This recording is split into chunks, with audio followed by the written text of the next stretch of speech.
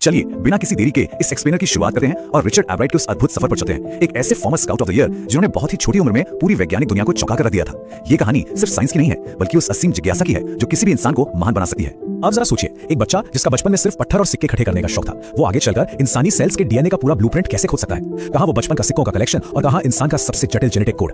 ये सफर सच में हैरान कर देने वाला है। सिर्फ 22 साल की उम्र में एक कॉलेज स्टूडेंट का proceedings of the national academy of science जैसे बड़े जर्नल में अपना काम पब्लिश करना कोई आम बात बिल्कुल नहीं थी।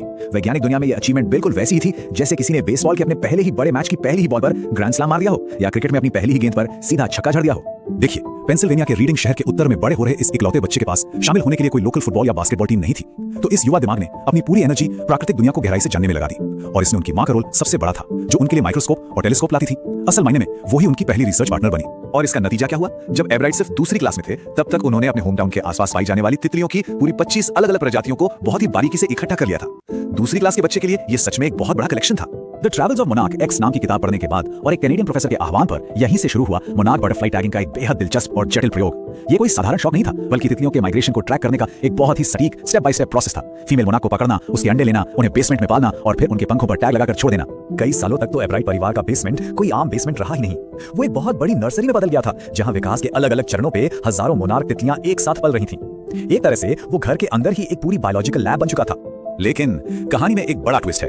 इतनी मेहनत से पाली गई और टैग की गई उन हजारों तितलियों में से केवल 2 ही तितलियां वापस मिल पाईं और निराशाजनक बात यह थी कि उन्होंने मुश्किल से 75 मील का ही सफर तय किया था। यह काफी फ्रस्ट्रेटिंग था। Section 9, learning through failure, the 7th grade science fair turning point. चलिए उस अहम मोड़ पर चलते हैं जहां एक अप्रत्याशित हार ने विज्ञान के मायने ही बदल दिए। काउंटी साइंस फेयर में माइक्रोस्कोप के नीचे मेंढक के टिश्यू की स्लाइड्स दिखाने पर उन्हें कोई प्राइज नहीं मिला। बिना कोई अवार्ड जीते वहां खाली हाथ बैठना एक बहुत बड़ा वेकअप कॉल था। उन्हें समझ आ गया था कि केवल एक साइंटिफिक फैक्ट को खूबसूरती से दिखा देना ही विज्ञान नहीं है। यहाँ से एक बहुत गहरी और जरूरी बात समझ में आई। विज्ञान में सफल होने के लिए आपको असल में एक हाइपोथेसिस को टेस्ट करना होता है, एक्टिव एक्सपेरिमेंट करने होते हैं। सिर्फ फैक्ट्स का डिस्प्ले बना देना काफी नहीं है, आपको कुछ नया खोजना होता है। इस हार के बाद जो बाउंस बैक हुआ वो कमाल का था।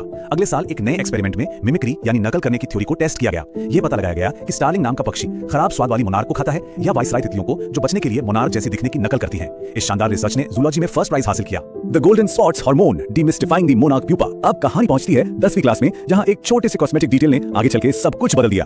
12 छोटे सुनहरे धब्बे। पहले वैज्ञानिक मानते थे कि ये मोनार्क प्यूपा पर सिर्फ सजावट के लिए है, लेकिन इस एक्सपेरिमेंट ने साबित कर दिया कि ये धब्बे असल में एक बहुत ही जरूरी हार्मोन पैदा करते हैं जो तितली के पंखों के विकास के लिए एकदम अनिवार्य है। यहीं से सेल हार्मोन रिसर्च की दिशा ही बदल गई। इस खोज ने काउंटी फेयर में पहला इनाम तो जीता ही, साथ ही एलीट मिलिट्री लैब्स के दरवाजे भी खोल दिए। इस टाइमलाइन पर नजर डालिए, हम साफ देख सकते हैं कि कैसे तितली के एक सेल हार्मोन पर किए गए डीप फोकस ने एक हाई स्कूल के शौक को सीधे एडवांस्ड कॉलेज लैबोरेटरी रिसर्च में बदल दिया। ये सफर दिखाता है कि कैसे छोटी सी खोज आपको हार्वर्ड यूनिवर्सिटी तक ले जा सकती है। Decoding the DNA blueprint, unlocking the secrets of the cell. चलिए अब उस सबसे बड़े ब्रेकथ्रू की बात करते हैं जहां कीड़ों के हार्मोन की जांच करते करते जीवन के निर्माण का सबसे बड़ा रहस्य खुल गया। वो ये कि हार्वर्ड